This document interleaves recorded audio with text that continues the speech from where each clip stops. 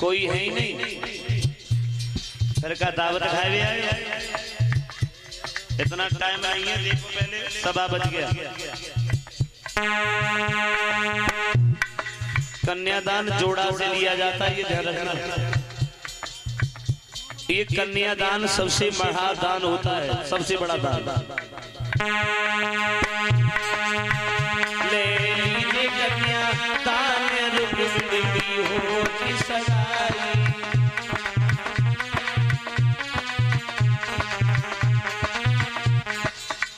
भैया जी ढूंढ रहे हैं ना कि जो होए सो से आए जाए। का तुम्हें शादी वही तो पंडित जी ने बताई, धर्म के काम में दोनों लोग साथ जाते हैं, इसमें शर्म की क्या बात है।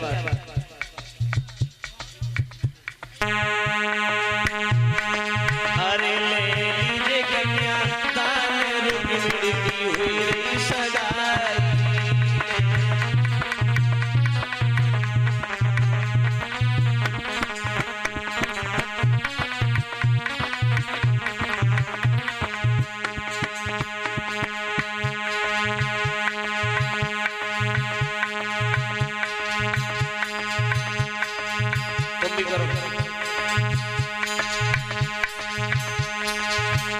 दक्षिणा रखो हाथ में कन्यादान का।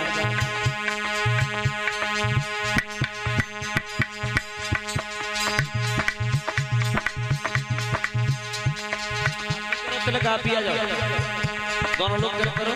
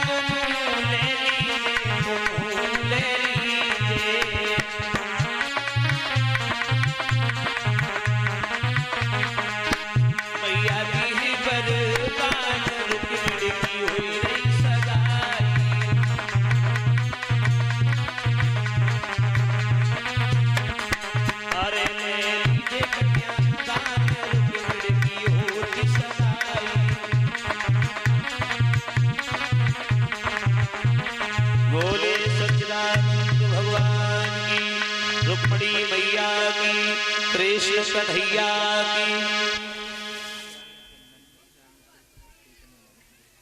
11 रुपए नन्ही पुत्री रामेश्वर, ये कन्यादान में 11 मुद्राएं दान करती हैं। दोनों लोग अपना अपना नाम लेकर, अपने अपने गोत्र का नाम लेकर भगवान कन्हैया रुक्मिणी का ध्यान करके उसी जगह छोड़ दो। जो भी कन्यादान लेने वाले भक्त हैं हमारे, इसी चौकी पर जो भी कन्यादान का दान है वो छोड़ते जाएं। ठाकुर जी महाराज आपकी हर कामना को मंगल करें। मैया रुक्मिणी भगवान कन्हैया की कृपा दृष्टि सभी माताओं के ऊपर बनी रहे, इनकी सुहाग सदैव अमर रहे, यही मेरी प्रभु से मैया रुक्मिणी से कामना है। अरे जब भक्त नहीं होंगे भगवान कहाँ होगा।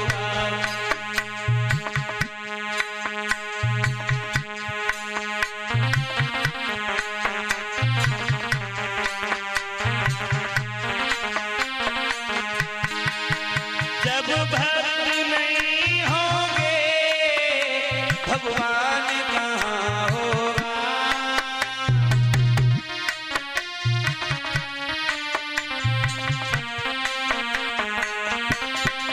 वो हरि एक समस्या का समाधान कहाँ होगा।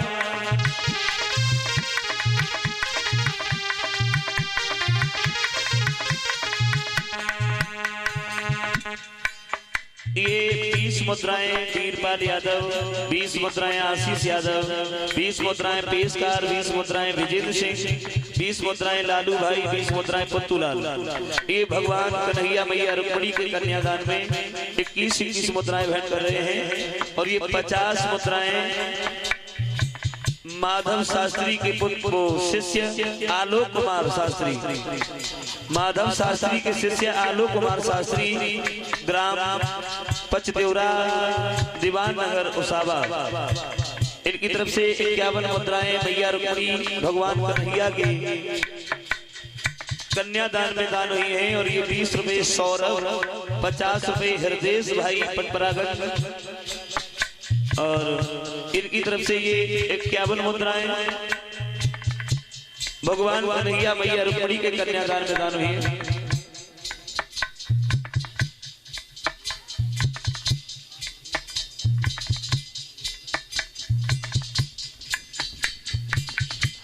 कामना करता हूं मैया रुक्मिणी भगवान कन्हैया से सद्बुद्धि प्रदान करें।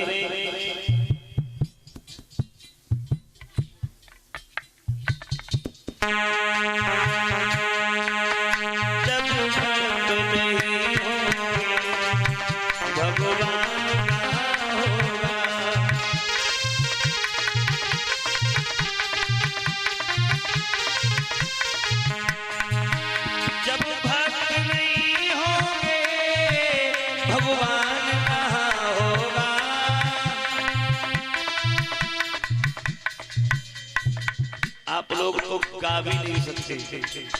ये मैया बहनियां आपको कितना चाहती हैं, जो अपने सुहाग को अमर करने के लिए कन्यादान की रस्म अदा कर रही हैं।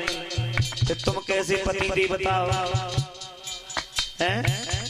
तुम्हें न की कोई फिक्र ना है, एक दिन रोटी बना के न खवाएं तो पेट में समझ लो चुईयां काट दी हैं। तो तुम पे कछनाएं भर रहे हो, कछनाएं भर रहे हो, तो ताली बजाएगी। बोलिए जब भक्त नहीं होंगे भगवान कहाँ होगा, हर एक समस्या का समाधान कहाँ होगा।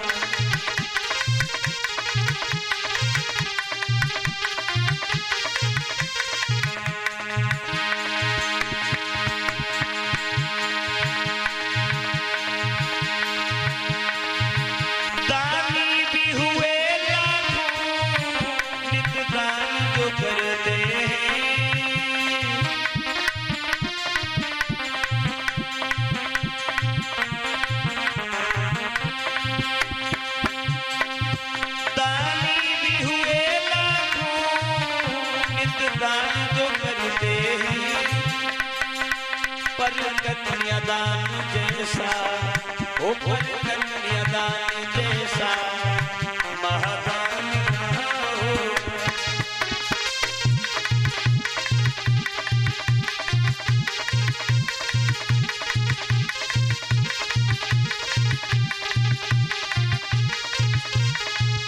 बोले कन्हैया लाल की। और ये 2 चौपाई आई हैं, लिख करके तो मैं सुनाता हूँ।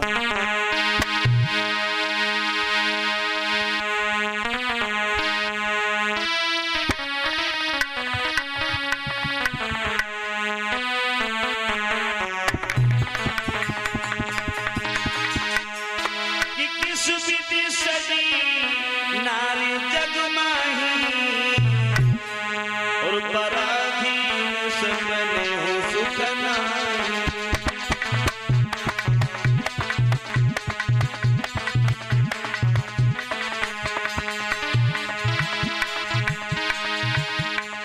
किस विधि सजी नारी जग माही, और पराधीन सपने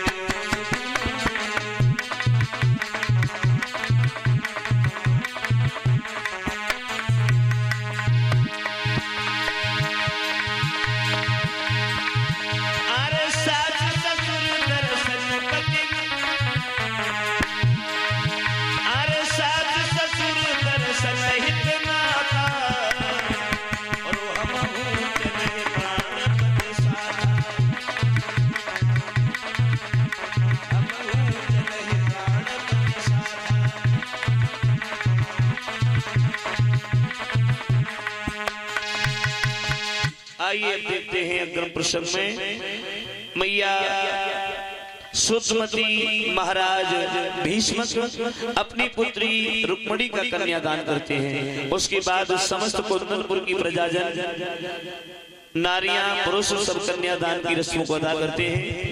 कन्यादान की रस्म पूरी होने के बाद में भामर पड़ी है और विधि विधान के साथ रुक्मिणी का विवाह कन्हैया के साथ किया गया। इस तरह से भगवान मुरली मनोहर श्याम रुक्मिणी को साथ लेकर के जब कुंदनपुर से द्वारका में आए हैं, इस तरह से भगवान कन्हैया का विवाह रुक्मिणी के साथ हुआ। प्रमाण ये मिलता है कि भगवान कन्हैया का एक विवाह नहीं हुआ।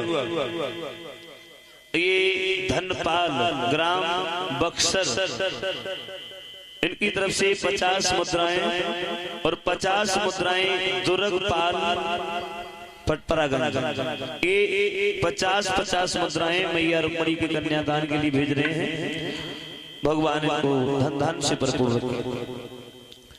प्रमाण ये मिलता है कि भगवान कन्हैया का एक नहीं,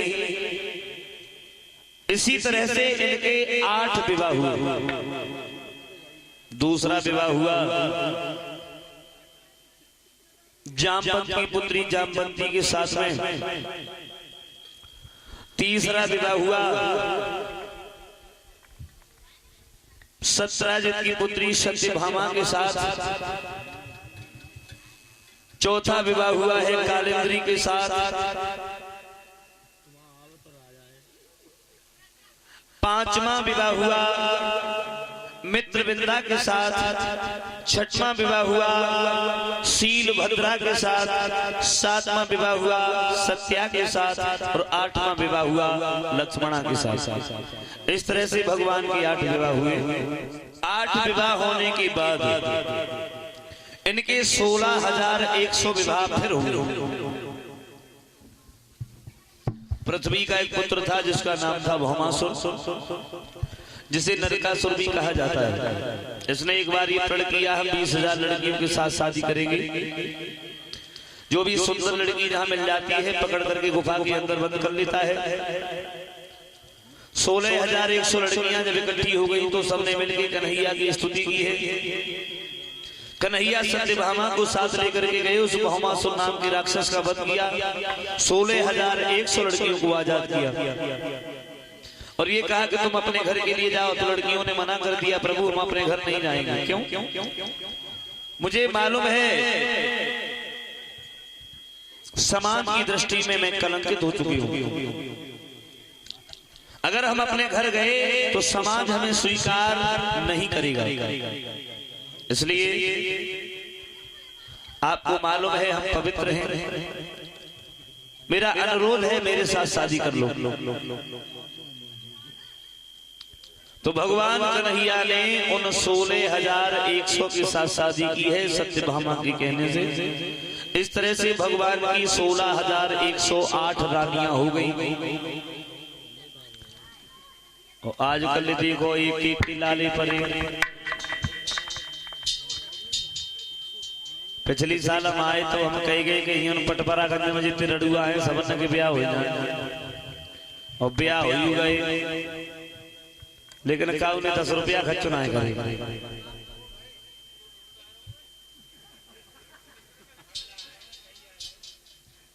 नहीं जिनके ब्याह भाई भगवान ने जिन्हें दे दी बटुआ उनकी बात कर रहे हैं।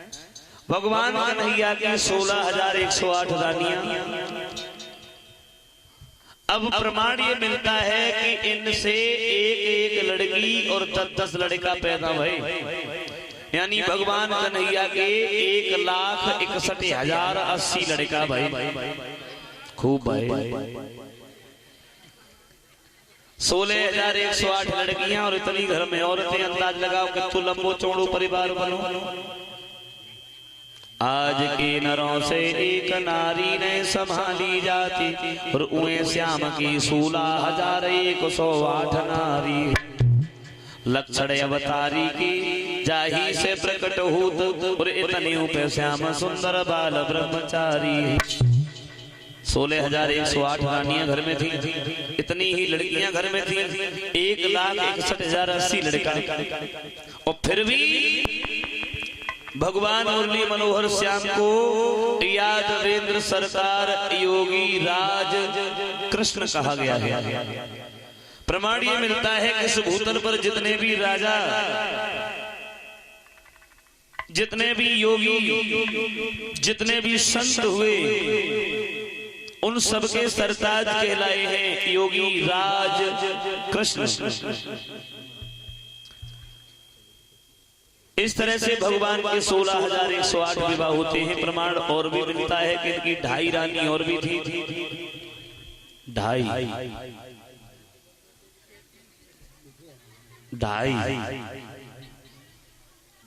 और 1.5 तुम्हारी हुई है। अब समझ जाओ आदि कैसी होगी। पहली पत्नी थी राधा, वो सॉरी पहली पत्नी थी यमुना, जो यमुना ने बचपन में कन्हैया को लेकर गोकुल में जब वसुदेव गए थे, यमुना ने कन्हैया के चरण स्पर्श किए थे हृदय से पति के रूप में स्वीकार करने के बाद। प्रमाण ये मिलता है कि यमुना ने कन्हैया को हृदय से अपना पति माना, तब कन्हैया के चरण स्पर्श किए थे कि हमारे हृदय सम्राट हमारे पास से होकर के जा रहे हैं और हम उनके पैर भी नहीं छुपाए। प्रत्यक्ष के लिए प्रमाण की आवश्यकता नहीं होती है। लड़की सबसे पहले अपने पति के ही पैर छूती है, इसलिए पहली पत्नी यमुना को माना जाता है। और दूसरी पत्नी थी इनकी राधा, इनका विवाह भांडीर वन में हुआ था। गर्ग संहिता का प्रमाण है। भगवान ब्रह्मा जी ने इन दोनों की शादी भांडीर वन में कराई है और कन्यादान भी किया है। और आधी पत्नी थी कुबिजा। इन कुबिजा से आधी पत्नी का दर्जा क्यों था? कुबिजा को आधी पत्नी क्यों माना गया है? तो अब इस बात को जरा ध्यान से सुनो। आधी पत्नी कैसे मानी गई? ये कुबिजा जो थी, ये पूर्व जन्म में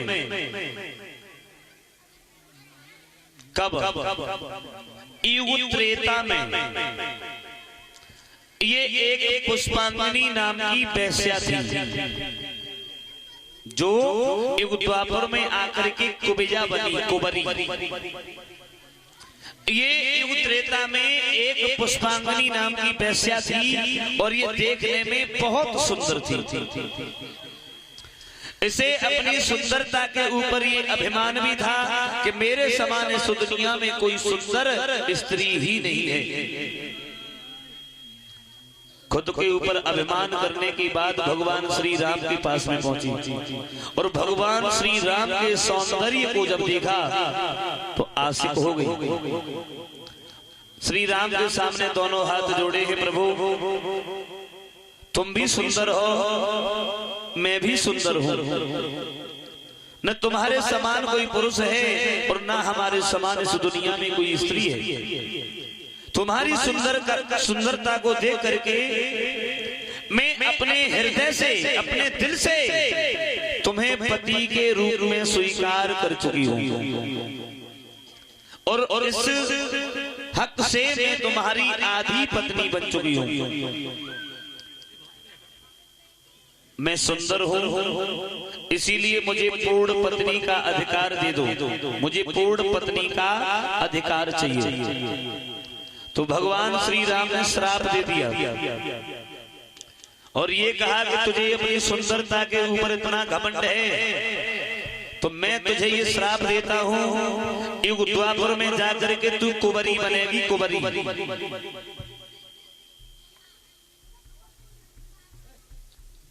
तूने जो आधी पत्नी का अधिकार हमसे कहा कि मैं आधी पत्नी बन चुकी हूं, तो अब आधी पत्नी तक ही सीमित रहना।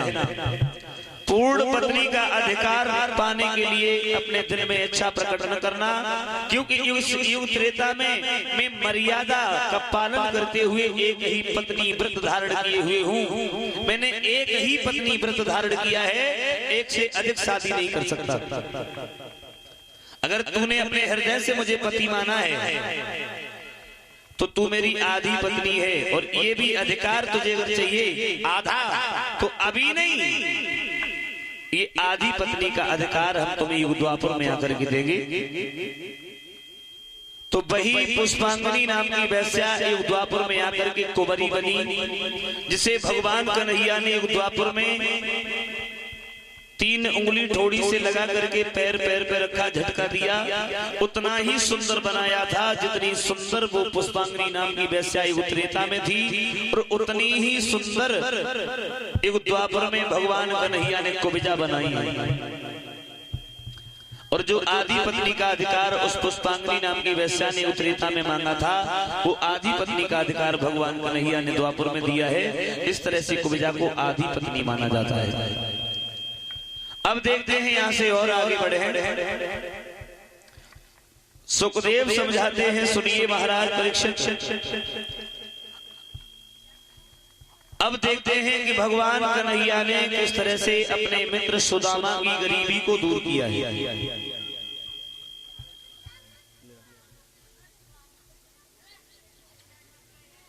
उससे पहले ये कुछ पुरस्कार भी आया है।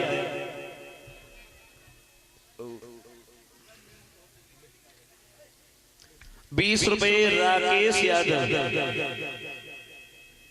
लिख रहे हैं, पतली कमर कॉटन की साड़ी।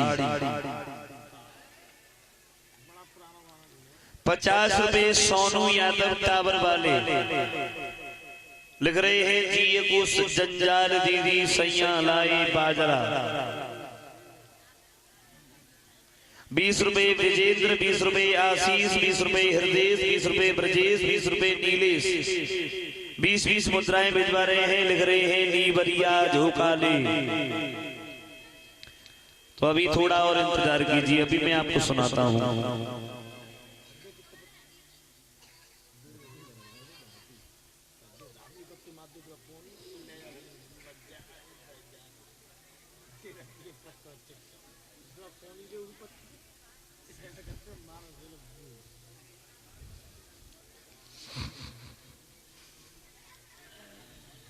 बताया है कि 55 में भगवान कन्हैया और सुदामा ये गुरु शांतिपन के यहां पर शिक्षा का अध्ययन करने गए। द्रविड़ देश के रहने वाले प्रथुर से पिता मात सुते को नाम सुदामा परम विवेकु। महाराज प्रथुर ऋषि के पुत्र जो द्रविड़ देश के रहने वाले, जिन्हें विपरीत मुनि कहा गया है, इन्हीं के पुत्र थे सुदामा, जो जाति से ब्राह्मण थे। ये भी कन्हैया के सहपाठी बनकर के पढ़ रही थी गुरु शांतिपन के आश्रम में।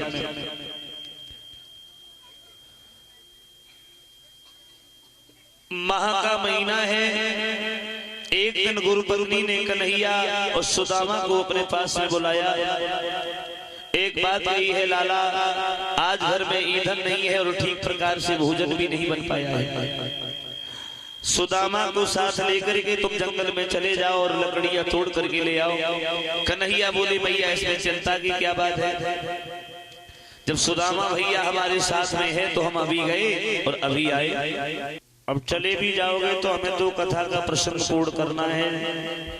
अरे विस्तार से न सही तो जल्दी में करना है।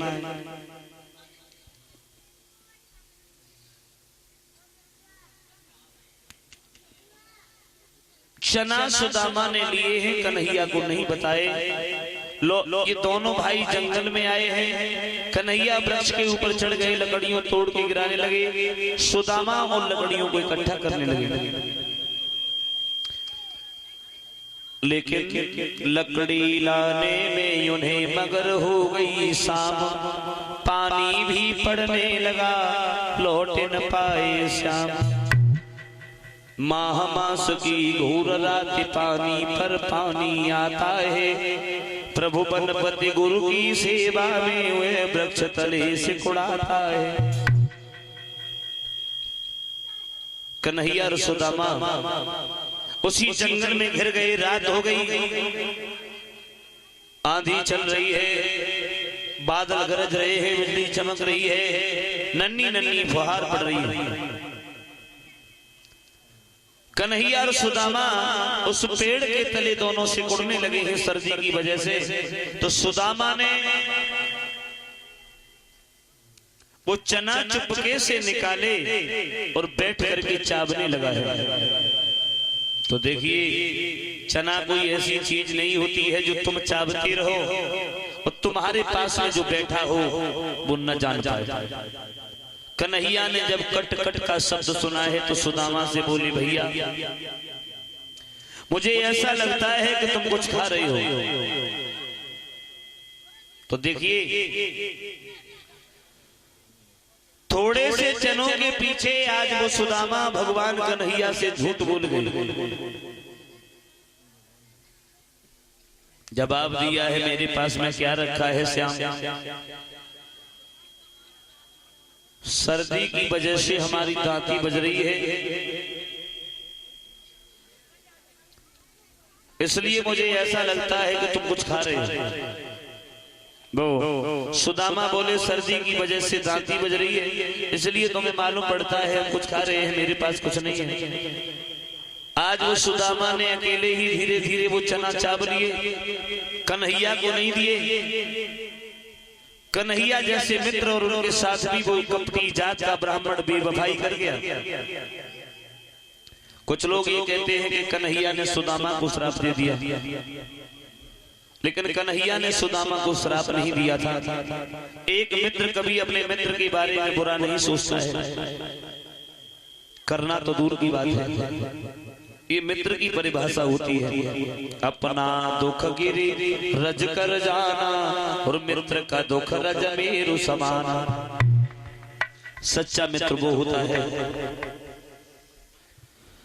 जो अपने पहाड़ से दुख को मिट्टी के कण के बराबर समझता है और मित्र के जरा से दुख को पहाड़ के समान समझता है, वो सच्चा मित्र होता है। लेकिन आज के समय में मित्र तो ढूंढने से भी नहीं मिलते, दोस्त हजारों मिल जाते हैं। और दोस्त तब मिलते हैं जब हमारे पास दो चीजें होती हैं,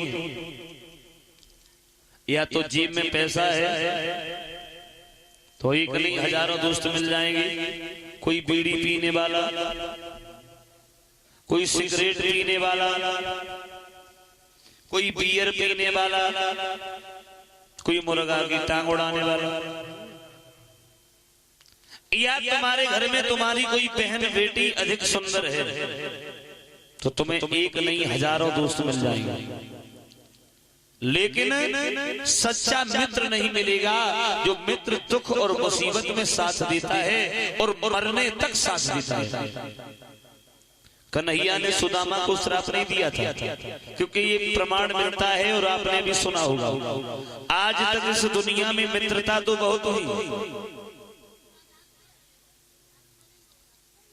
मित्रता तो एक दूसरे से काफी हुई, जिनके चर्चे भी होते हैं, लेकिन सबसे ज्यादा चर्चा सुदामा और कन्हैया की होती है कि ऐसी मित्रता आज तक इस दुनिया में कभी किसी की नहीं हुई। कन्हैया को भूख लगी थी तो गुरुपत्नी के पास पहुंचे, दोनों हाथ जोड़े, मैया कुछ खाने के लिए रखा हो तो मुझे दे दो।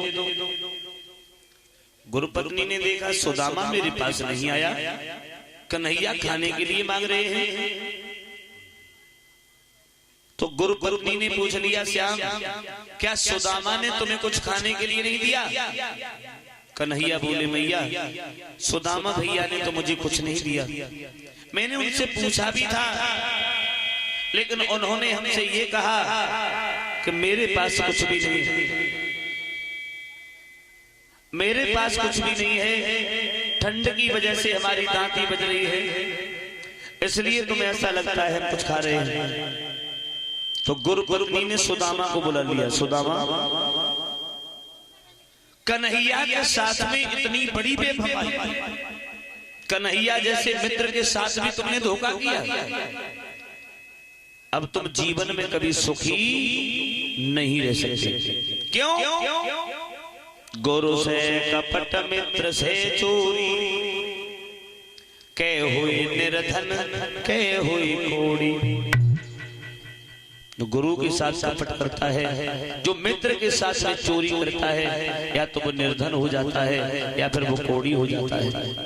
अब तो तुम उस संगल में फंस चुके हो सुदामा, एक दिन वो आएगा तुम दाने दाने के लिए तरस जाओगे। ये बात गुरु पत्नी ने कही थी। 64 दिन में भगवान कन्हैया ने 64 विद्याओं का अध्ययन किया है। ये लौट करके अपने घर की ओर चले हैं। सुदामा अपने घर की ओर चले। चलते समय कन्हैया ने सुदामा से एक बात कही थी, भैया अगर तुम्हारे ऊपर कोई मुसीबत आ जाए तो तुम मेरे पास में चले आना। उधर वो कन्हैया अपने घर पहुंचे हैं, द्वारिकाधीश हुए। उधर सुदामा द्रविड़ देश में पहुंचे हैं, तो इनका विवाह हुआ है भामिनी के साथ में, जिसे सुशीला भी कहा जाता है।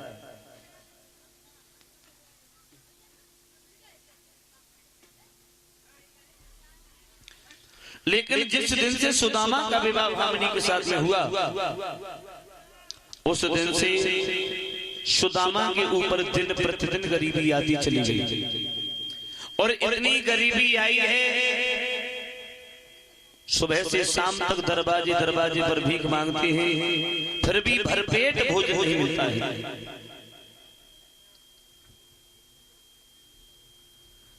कभी इतना सौभाग्य भामिनी का नहीं हुआ जो सुंदर साड़ी पहन करके पड़ोस में किसी के पास बैठ करके अपने दिल की बात भी कह लेती।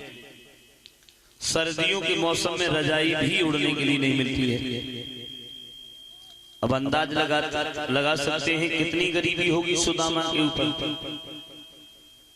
उस गरीबी में भी वो सुदामा बड़े खुश हैं। घर में बच्चे भी हो गए। कभी कभी तो ऐसा दिन निकल जाता है, 6-6 दिन हो जाते हैं घर में भोजन नहीं बनता है। बच्चे भूख से तड़पते रहते हैं, बेहोश हो जाते हैं। पानी पिला देते हैं, फिर उठा के बिठा देते हैं। परीक्षित जी में 2 धक्का लगा, गाड़ी धक्का प्लेट होगी नहीं। 7वां दिन है, हाँ नंबर आए पे हुआ है, सोए ले। यानी एक दिन वो भामिनी, सर्दियों का समय है, सुदामा के पैर दबा रही है। दिल में ख्याल आया है, परमात्मा मैंने अपने जीवन में ऐसा कौन सा पाप किया है, ऐसा कौन सा बुरा कर्म किया है जिसके द्वारा मुझे इतनी गरीबी देखने के लिए मिल रही है। आंखों से आंसू झलक पड़े, गालों पर लकीर बनाते हुए सुदामा के पैरों पर जाकर के गिरे हैं। और देखिए जो दुख में आंसू निकलते हैं वो आंसू गर्म होते हैं, गर्म। और जो सुख में आंसू निकलते हैं वो आंसू शीतल होते हैं। वो आंसू सुदामा के पैरों पर गिरे। सुदामा उठ करके बैठ गए। भामिनी है, रो रही हो क्यों? क्यों क्यों क्यों क्यों? आंखों में आंसू लेकर के भामिनी बोली है, महाराज